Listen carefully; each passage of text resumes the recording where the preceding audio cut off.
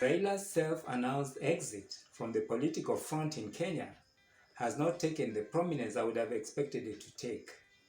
The media is tiptoeing towards the news because they are not quite sure if Raila means what he said by vying for the African Union CEO position. The fanatical supporters have not even thought about it and have not accepted the news. I've stated in the past in this channel, to the disappointment of many supporters of Raila Odinga, is that Raila actually has ran out of runway.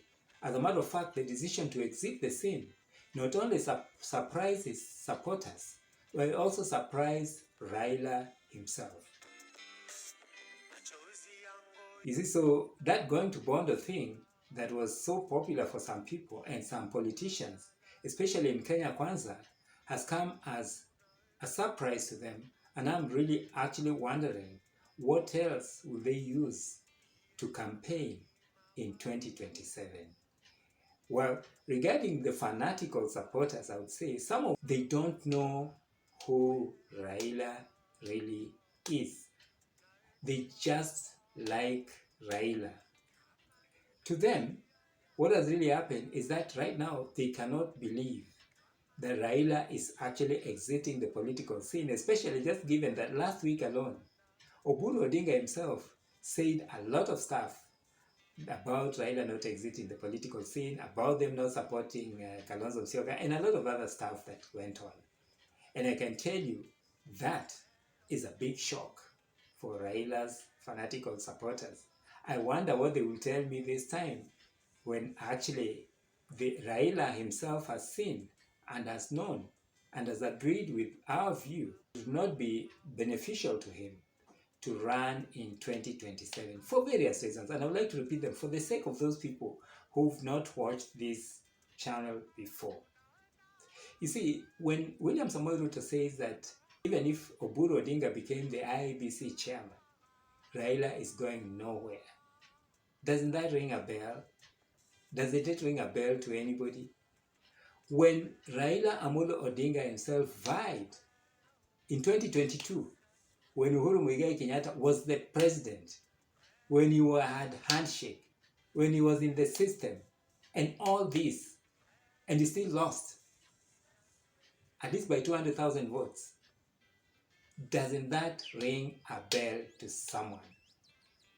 When the voters register is the same of Kivuitu, the voters register of Sijui 1992 is the same register that we are using today.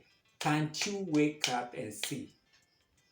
When we do not even know which community lives in the population of Kenya, what would go into the voters register is totally different or wrong.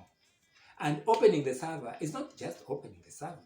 It's looking at what is in the server, and what is in the server is the voters register. You see, it's rotten. Short of that being changed, the entire electoral system in Kenya, this thing was geared and tuned against Raila Odinga. So Raila Odinga has done himself a favor. He's going to redeem his name, by not running in 2027. There's another group of people that will react differently. There are those leaders, especially in Nyanza, leaders who just hang around Raila.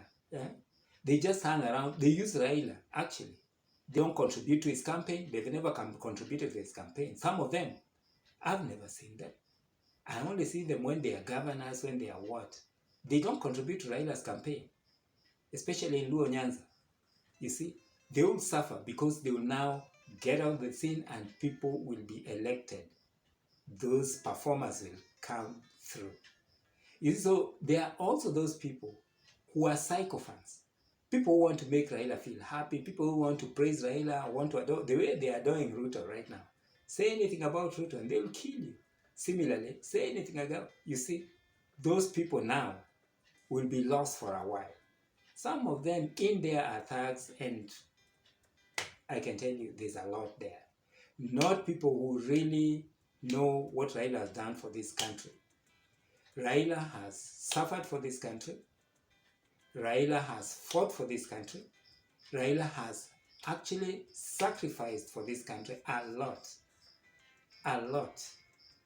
And those cheap politics of if he's made misadvised and supporting him and trying to, show us that you're more Raila Damu than the other. No. Let the man hear the truth. And that is what Raila himself, I know for sure,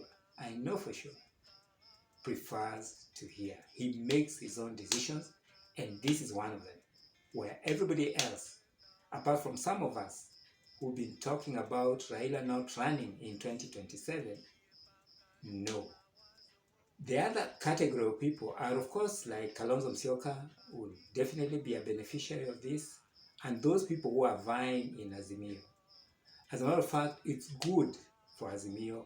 It's going to catch William Samoei Ruto and his group unprepared, because they will not have a message for 2027, because Raila will be out of the scene.